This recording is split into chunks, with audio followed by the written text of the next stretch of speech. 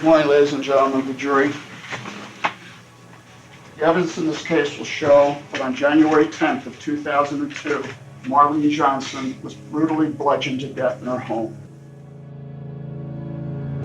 More often than not, when someone is attacked, especially in their home, the victim knows the person who's hurting them. In the 2002 murder of Marlyne Johnson, the police believed just that. Detectives charged Marlyne's daughter-in-law, a woman named Sophia Johnson, with first-degree murder. The whole ordeal tore two families apart, because not only was Sophia charged with killing her mother-in-law, but the main witness against her was her own brother. More than 20 years after the murder, reporter Amory Sivertson dives back into this case and the family saga that followed in her podcast, Beyond All Repair. I'm Kathleen Goldhar, and this is Crime Story.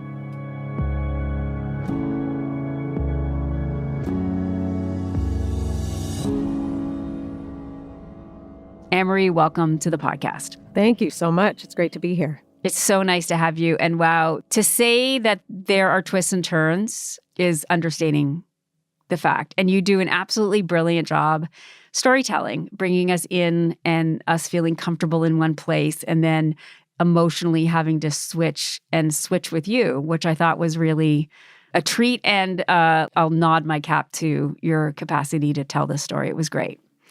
Well, I really appreciate you saying that. And I also just want to say that I didn't get into this story expecting the kinds of twists and turns that you find. This really started so humbly as just a person that I had on another podcast that I co-host, Endless Thread, had reached back out and said, hey, my sister wants to tell her story.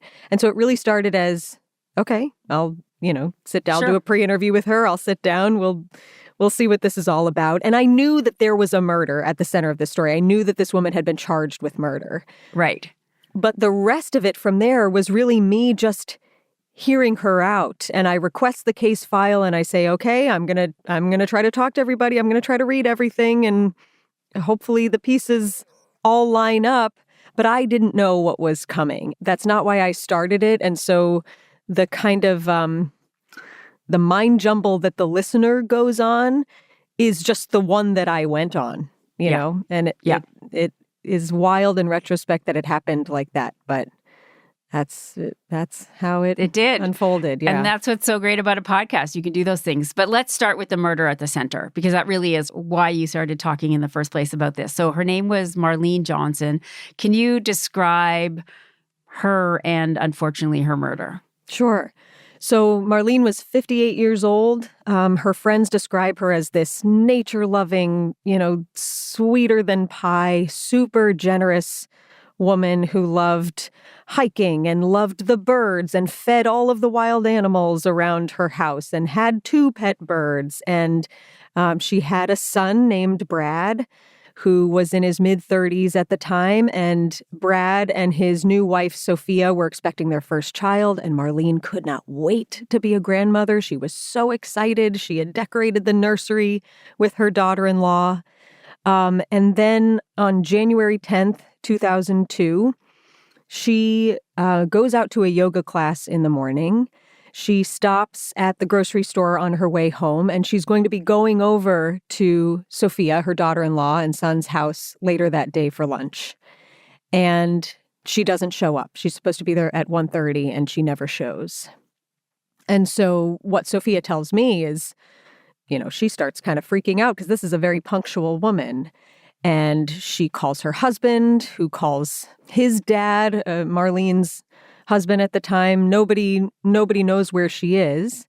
And so she and Brad go over to Marlene's, her in-laws' house, and she is found dead on the basement floor. She's been bludgeoned to death. There are groceries strewn all around her. So she presumably enters her home after stopping at the grocery store. Someone strikes her before she's put the groceries down. And she's bludgeoned to death with what's later determined to be fireplace tongs. So the cause of death is blunt force trauma to the skull. She's been struck at least 9 times. She is unrecognizable, and there are marks on her arm showing that she tried to defend herself, but someone just came in very abruptly. And they believe the time of death, based on the time that her watch stopped, her watch was shattered in the process, was 12:42 p.m. So hence why she never showed up for this lunch date. Eventually, like within really a couple of days, the police start to suspect Sophia. What were they discovering? What was happening in their investigation that led them to look at her daughter-in-law? So they interview as many people as they can the night of. They're interviewing Marlyne's now widower, Richard Johnson. They talk to Brad and Sophia, and they're not immediately getting anywhere. They still don't know, did someone break and enter? Was this a robbery gone wrong? What happened? And I believe it's a day or two after the murder that they get an anonymous phone call. The detectives get an anonymous phone call that tell them to look at someone named Sean Correia. Sean is the younger but not youngest brother of Sophia. There are two brothers in this story. He's the younger brother of Sophia, and this tip says, look at this guy. So the detectives go, okay, we'll question Sean Correia, the brother of Sophia. And they bring Sean in and they start questioning him. And Sean completely points the finger at Sophia. I was really scared. She told me just to stay quiet and not say anything. And, I was crying. I didn't know what else to do. And he tells this whole elaborate story of how he had gone over to his sister's house the morning of what would be the day of the murder. She was going to help him with his divorce paperwork. He's married to another woman at the time, but he has a girlfriend who has a baby on the way. He wants to get a divorce fast. Sophia says that she will give him the money for his divorce. She'll help him with the paperwork. She'll give him the money. She'll help him out. But she goes, "Oh, I don't have the money on me. It's in my coat pocket, and I left my coat at my in-laws' house the day before." But this is where their stories really diverge. Yeah. Sean, the brother, says that his girlfriend drives him and Sophia over to her in-laws' house to look for the coat that has the money in the pocket for his divorce. He says that Sophia starts talking about a stash of money that's hidden somewhere in the house. $10,000, he tells the detectives. Did you then, in fact, go back to the Johnson residence? Yes, we did. And so Sophia is looking around when suddenly they hear the garage door open and her mother-in-law is home. And according to Sean, he says, Sophia was on the upper level and she hustled by me and she told me, "Wait right here." She goes downstairs to the ground level where the garage connects into the house. He says about 5 minutes go by, and then he hears a shriek or a screech or a scream of some sort. And he goes downstairs to investigate what has happened. As I got to the bottom of the stairs, I felt something wet drop on me. I wasn't sure what it was. I wiped my face, and I just kind of wiped it on my shirt. And as I was looking, and as I turned to the left, I seen someone laying on the floor. And there was blood all over the place, and there was someone standing. He says as he's walking down the basement steps, he sees a figure with a stocking over their face, holding fireplace tongs, standing over Marlyne Johnson's body. He tries to beeline it out of there, he says. And the person that had the stocking on their face says, "Wait." And they take off the stocking, and it's his sister, Sophia. So that's the story he tells detectives, and this is why detectives very clearly turn their eyes towards Sophia and really hone in on her. Eventually, they believe Sean, I guess, right? And they do charge her with this. They do, and what's always been strange about it is that there is no physical evidence tying Sophia to the crime. There would eventually be physical evidence found on Sean, but there's nothing, they don't have anything on Sophia initially, except that they cannot come up with a motive for Sean. Why would the brother of the daughter-in-law of the victim bludgeon her to death? And at one point in the podcast, I do describe some of the crime scene photos, but Kathleen, they are horrific. I mean, the first time that I saw these crime scene photos, I had a really hard time believing that someone could randomly do this, or someone would have to have a real reason to, not that there's any good reason, but someone would have to have a real reason to do something like this to someone. Yeah. So they just didn't have a motive for Sean. And so, this is kind of what detectives can do. They can say, look, if you can explain this to us, we can work with you. But if you can't, you're going to be in a lot of trouble. And so what they do is they try to get Sophia to admit to something by asking Sean to call his sister. They script out what this call would be. And the whole purpose is, can we get her to incriminate herself? And they're recording this call. The police are recording this call, but she doesn't know. Yeah. Exactly. The police are recording this call. And Sean calls her up and says, Sophia, I'm tripping out. Okay. I don't want these people to think that I did anything, man. Why would anybody think that you did anything? These people are asking me questions. Everybody's being asked questions. and she is going, Sean, what are you saying? You're scaring me. Stop it. She's also saying some things that end up putting her in a tough position later on. And the thing that the detectives really cling to is that she's saying, Sean, this call is being recorded. Our call is being recorded.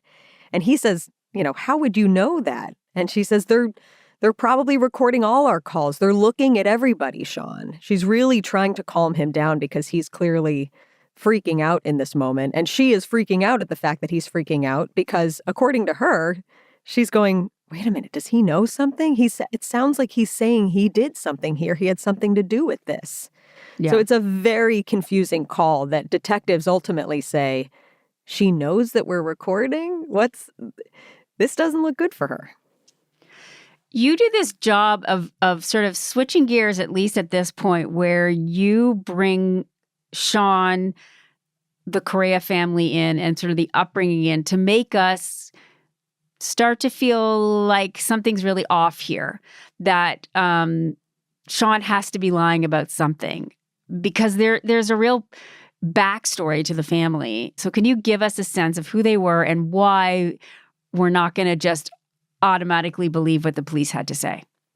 Absolutely. And that is definitely the feeling that I had too. And coming into this story, I tried to keep a really open mind and hear Sophia out. And she, of course, says that she had nothing to do with the murder. But I had a really early hint that actually predates any conversation that I had ever had with Sophia, that there was more to the story with regards to Sean, the brother accusing her. Because this story for me starts with her youngest brother, whom I interviewed for another podcast I make called Endless Thread.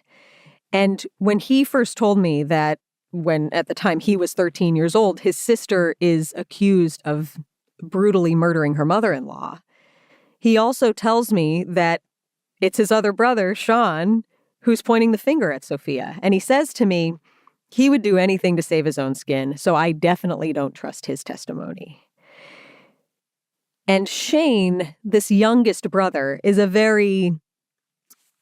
you can really sympathize with Shane. He's in a tough position. He's had these two siblings.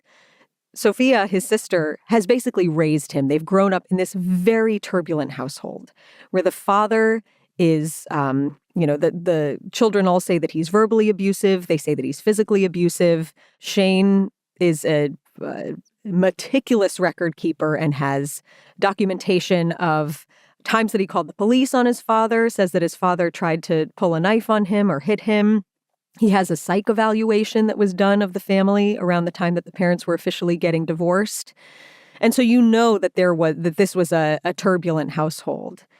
But Shane also, he knows these two siblings really well and in really different lights. Sophia's this older sister who protected him from the violence of their father and protected him from a lot of the chaos. And then you had Sean, who was, he would say, an instigator in their household, was definitely his father's son. And there's a whole incredibly painful history between Shane, the youngest, and Sean, his older brother, that we get into later in the series. But it's just a household of screaming, they would say, of gaslighting, of propping up Sean, propping up the men in the household, tearing down the women in the household. And I knew early on that Shane had a lot to say about Sean and that it was worth going back and seeing what I could find. There's a criminal record that you can dig into of his time living in New York before he's even an adult. He has a hit and run on his record. He had domestic violence accusations against him from his first wife. And the closer you look at Sean, the more reason you have to really question his version of events.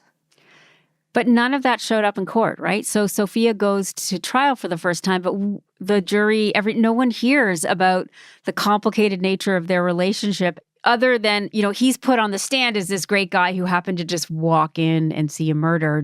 That's all anybody kind of knows of him. How did that happen?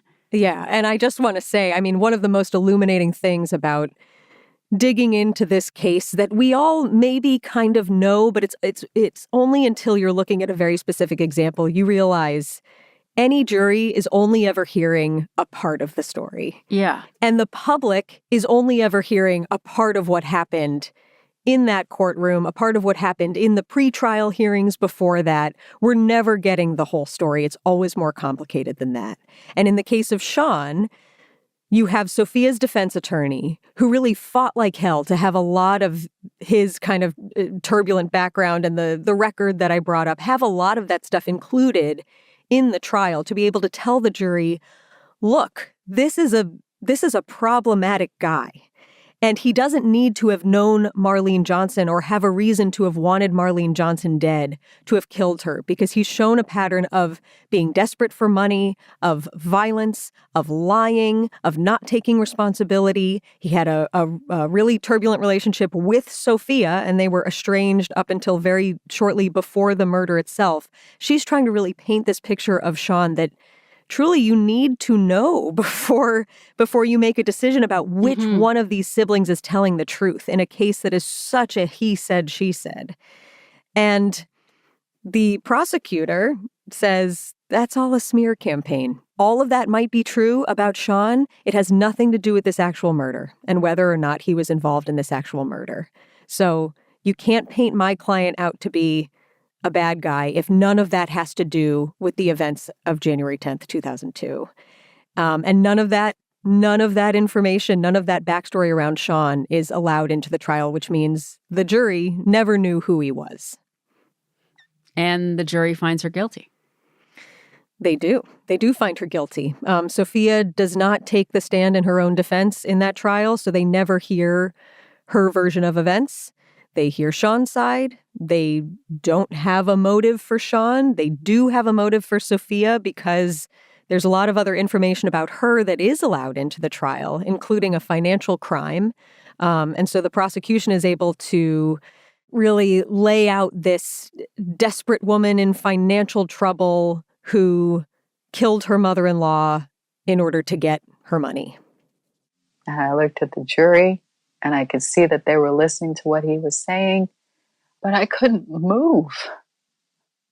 I couldn't cry. I couldn't scream. I was paralyzed. What is Sophia's version of events? It's an interesting question because over the course of the series, you learn she has multiple versions of events. Yes. But the one she told me is that the day of the murder, yes, her brother Sean was going to come over to her house. She was going to help him with his divorce paperwork.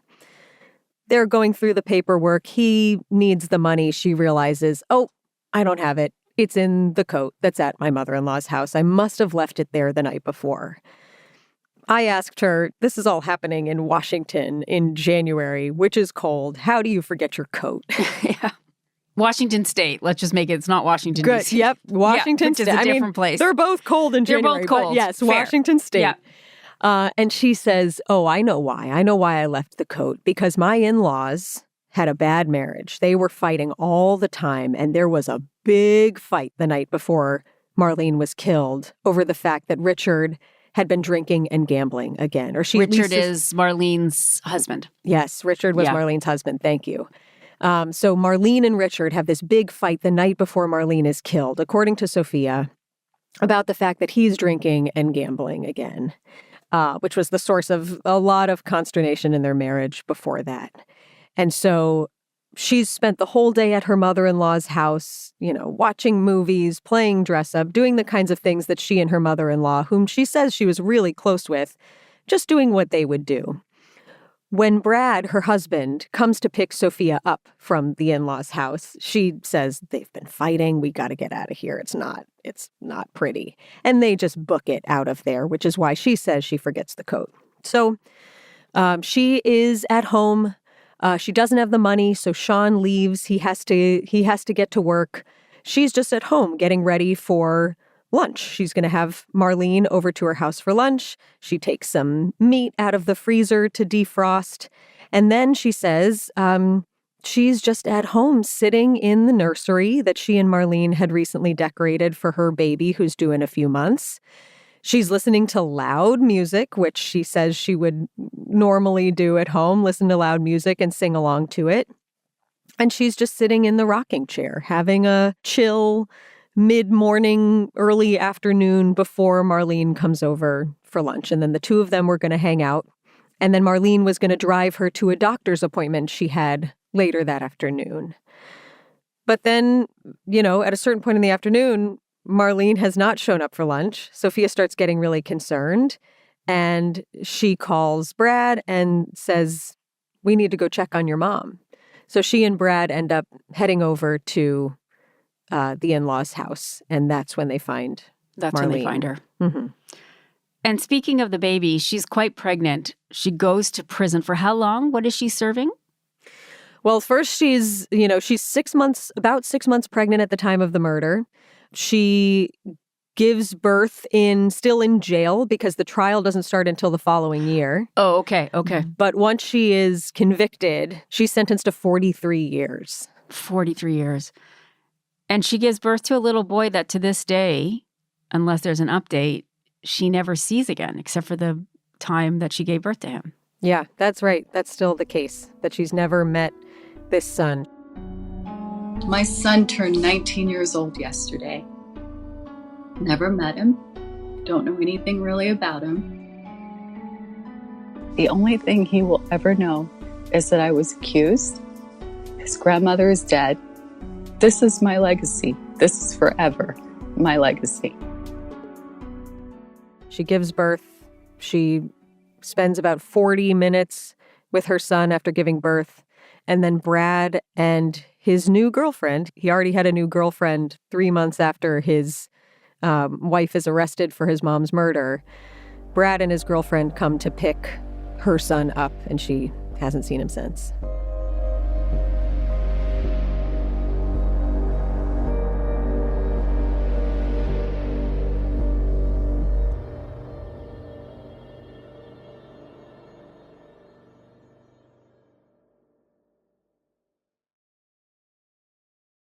She spends time in prison, but she eventually gets out because something happens. Can you tell me about what gets her out of prison? She doesn't serve 43 years. Yeah. So she's a few years into a prison sentence when she gets a call from her lawyer saying, Sophia, you won. And what she'd won was the right to a new trial. Her lawyer had managed to get her original conviction thrown out because a juror was improperly dismissed right before they reached a verdict. So she's going to get a whole new trial. She's represented by the same attorney, which is kind of a rare thing. Mm-hmm. And her lawyer has some new witnesses to testify, including a forensic expert who testifies that, according to his analysis of the forensic evidence, he believes that the person who killed Marlyne Johnson was likely left-handed and had to have been at least about 5'11". And he's saying this based on what are called skip marks, so impact marks from the murder weapon on the wall that was near where her body was found, and the direction of the blood spatter, which seems to be arcing up to the left, showing that the person was left-handed and much taller than Sophia is. Sophia is right-handed, and she's 5'4". And also, Sophia takes the stand in her own defense and gets to tell a version of events, a different one than what she told me. But ultimately, enough reasonable doubt is created that she is acquitted. She's acquitted. And I guess this is sort of where you enter the story. She's now out of prison. Shane, her youngest brother, reaches out to you because he is really interested to find the truth, right? And through you, maybe he can help figure that out. Well, I think Shane got interested and got invested. When he first reached out to me, what he says is, my sister wants to tell her story. She wants to be believed. She wants to, basically fix her life if her life can be fixed. But what's interesting about Shane is that this youngest brother is a lawyer himself. And so what he told me was, basically, I just surrendered to the justice system. It was kind of like a don't know, don't ask, don't tell, don't want to know. She was acquitted. Do I believe what she's saying, that she believes she's innocent? Like, I can believe that, but belief is very different from fact, like someone still died. But it was only once I started talking to Sophia, I started getting the case file from the investigation, and I just said to Shane, I have all of these materials. If you want them, if you want to go through any of this stuff, I'll say the word, I'll hit share. And I did. And he did start going through it. Yeah. And he wanted to believe his sister. He wanted to have proof that his sister was innocent. Yes. And given his legal brain, I don't think that he was ever going to believe Sophia until he went through everything and felt like, all right, you don't need to convince me. I just convinced myself. The documents convinced me. The evidence convinced me. You met Sophia in person. What was she like? Yeah. Sophia is warm and kind and soft-spoken, very self-deprecating, very funny. At one point, I asked her for a favor because I had been seeing her on video calls for, I don't know, at least 6 months at this point before I actually met her in person. And the Sophia that I was seeing on video calls and the Sophia that I was seeing in the newspapers from, 2002, 20 years ago, really looked like completely different people. And I was having a hard time kind of squaring in my brain that this was the same person. And so there was one day I asked if she could not put any makeup on before we started recording that day. And so I show up and she looks like the person in the papers.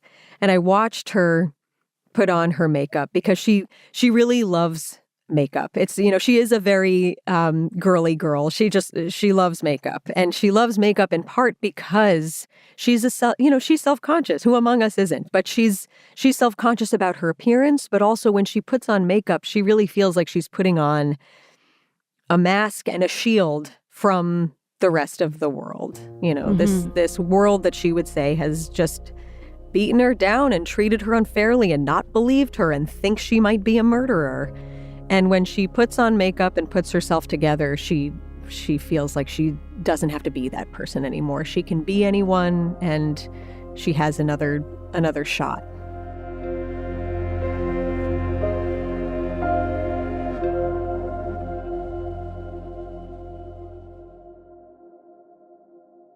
There's a point where something shifts for you. And the thing that I love about podcasting, and I know we can go overboard with hosts talking about themselves and giving their own opinions and their own feelings for things. But you did such a good job in making me realize that you were invested in this discovery and open to discovery. But there's a moment where you realize that Sophia has lied to you. Mm-hmm. And you're really hurt by it. And you're really human. Like, I really appreciated that, because I think often journalists and reporters kind of get that idea that, or people think that we're not human, we don't feel things. And even though we can still be open to the truth, being lied to is hurtful. But what was it that you discovered that made you realize that you'd been manipulated? Yeah, the less complicated version of this is I find a report of an interview that Sophia did with a detective many years after the murder, 2010. So it's been 8 years. A lot has happened in her life. She is in ICE custody at the time. And a detective from Washington comes down to talk to her in ICE detention because she says she has new information for them. I'm just going to quickly mention that they're Guyanese, actually, and that she's legally not in the United States. And because of everything that happened in her life, I guess her residency status was noticed. Yes. And that's why ICE, which is remind our listeners what ICE stands for again? Immigration, Customs, and Enforcement. Right. Yeah, and actually, when she is acquitted in that second trial, she hasn't even left the courtroom after the verdict is read before they say, we have the ability to remove her from the country. We have an order for her removal from the country. Okay. So she's talking to this detective, and Sophia tells a new version of events. And this version of events, I'll just say, is, I describe it as when you meet the parents of a friend for the first time, and you see their mom and you see their dad, and you put the two of them together and you say, oh my gosh, I see now who you are. That's what this report felt like. That's what this version of events felt like. It felt like the version of events that Sophia has told me, the version of events that Sean told me, a third version of events that she tells on the stand in her second trial. It felt like all of those pieces coming together in a way that just fit. And it hit me like a pile of bricks, and I couldn't believe what I was reading. And tell me more. Yeah, so just explain a little bit more what you're talking about. So in this interview, which becomes this report, Sophia says that the day of the murder, Sean comes over to her house. The divorce paperwork, all of that is the same. But it's not that the money for Sean's divorce is in a coat that she left at her in-laws' house. She says she made that up. She just wanted to get over to her in-laws' house because she knows that there is money that her mother-in-law has stashed away, and she wants his help finding it. Right. So once they're over there, Sophia, at least in this interview, says that she comes clean to Sean. She says her mother-in-law has money. They could both really use the money. And she suggests to her brother, maybe we should just kill Marlyne so that we can get this money. And so they wait for Marlyne to come home. And Sean, it is decided, is going to be the one who commits the actual murder. And so she says to Sean, I don't want her to suffer. They go down to the basement together, where Marlyne would be coming in through the garage. Sean waits there. She says that he's pacing around, he's nervous, he has the fireplace tongs, and Sophia is waiting just outside of a screen door so that she doesn't hear anything. Marlyne comes home. The murder is committed. Sean comes out to her afterwards and says, we have to go. And they go back to her house. She gives Sean a pair of her husband's pants to change into. She gives him a change of clothes. And that's how it all played out. What do you believe? It's a $1 million question. Such a tricky question, yeah. I believe that Sophia has kind of detached from whatever the true story is of the day of the murder.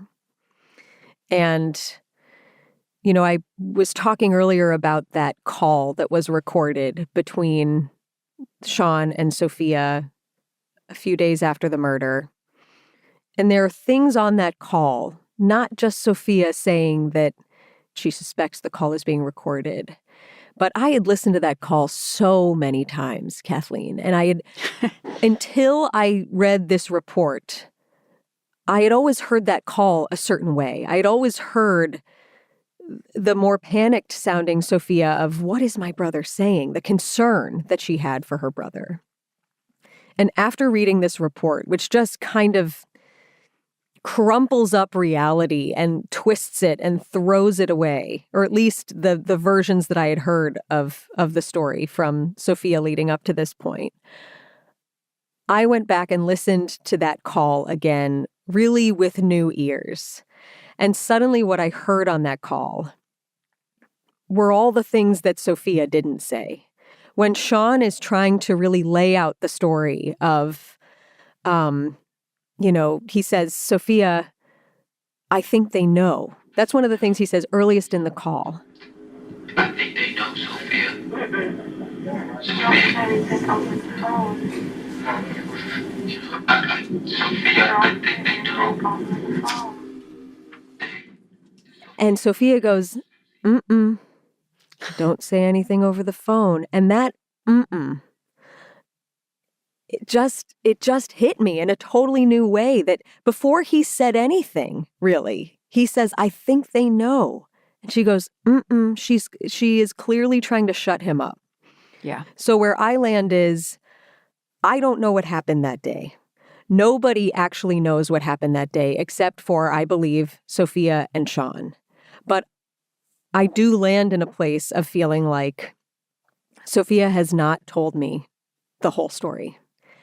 And because of that, I believe that she has some involvement. She bears some responsibility because there's something that she's not telling me and has never maybe admitted to anyone.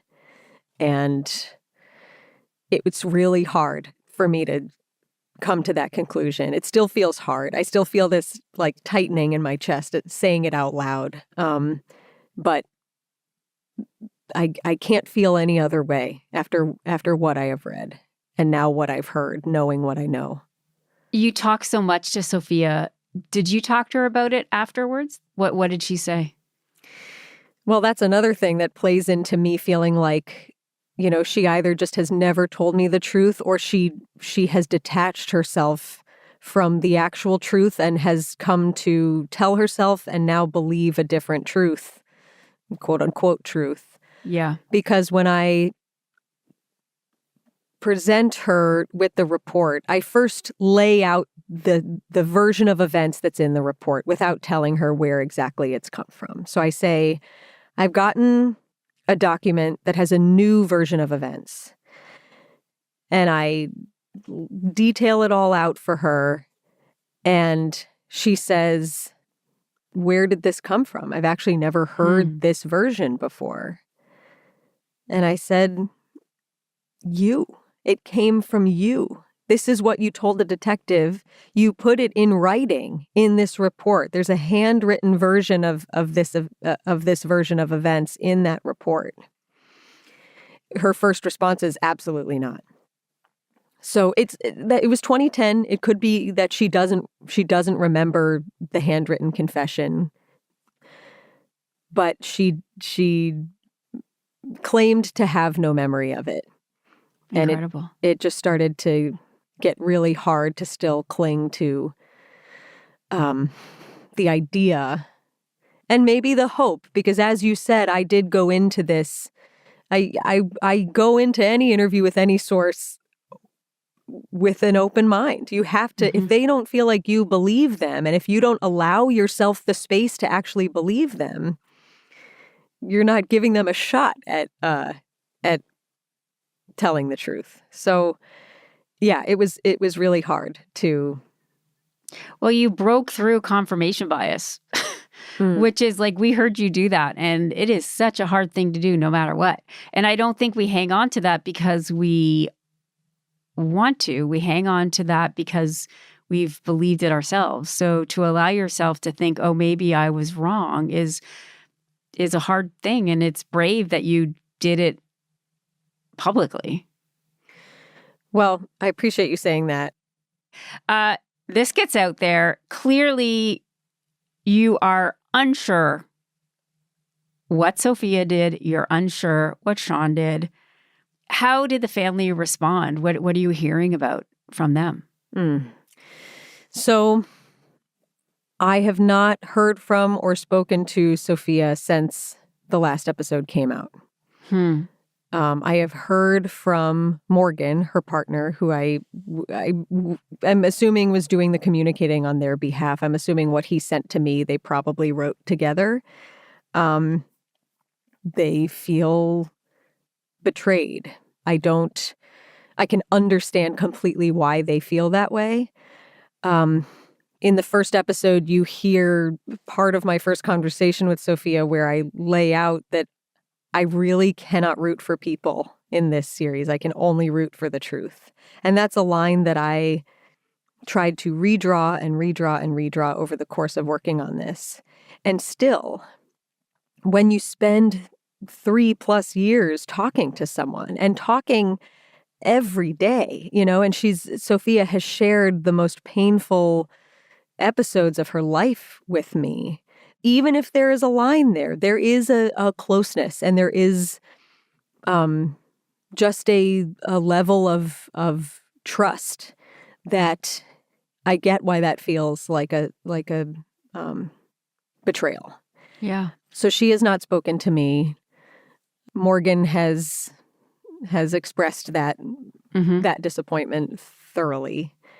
And Shane, things are in a weird space because Shane does not agree with where I landed.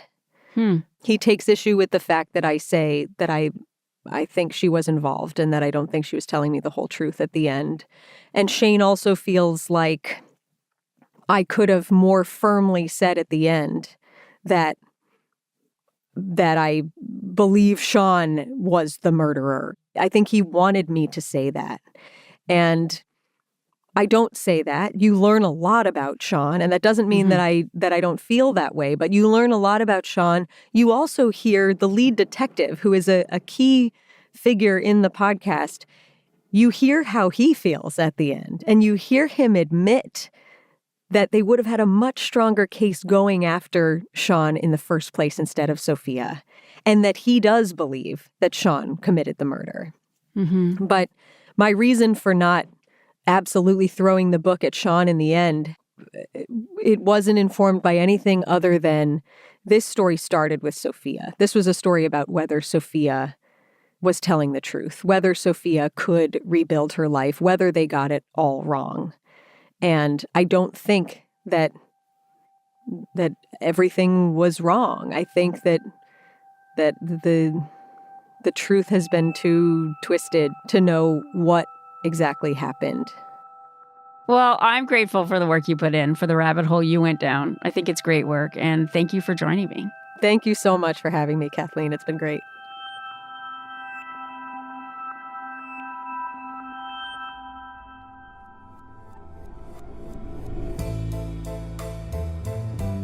You've been listening to Crime Story from CBC Podcasts. There are a lot more episodes of Crime Story available right now. Just search for Crime Story on the CBC Listen app or wherever you get your podcasts. And you can get our episodes ad-free and a week early by subscribing to the CBC True Crime channel on Apple Podcasts and following CBC Podcasts on YouTube for exclusive behind-the-scenes video content. Crime Story is hosted by me, Kathleen Goldhar. Our producers are Nikki Manfredi and Mitchell Stewart. Sound design by Julian Uzielli and Mitchell Stewart. Our senior producer is Kate Evans, our video producer is Evan Agard, and our YouTube producer is John Lee. Audio source from Beyond All Repair, a podcast from WBUR and ZSP Media. Executive producers are Cecil Fernandez and Chris Oak. Tanya Springer is the senior manager of CBC Podcasts, and Arif Noorani is the director of CBC Podcasts.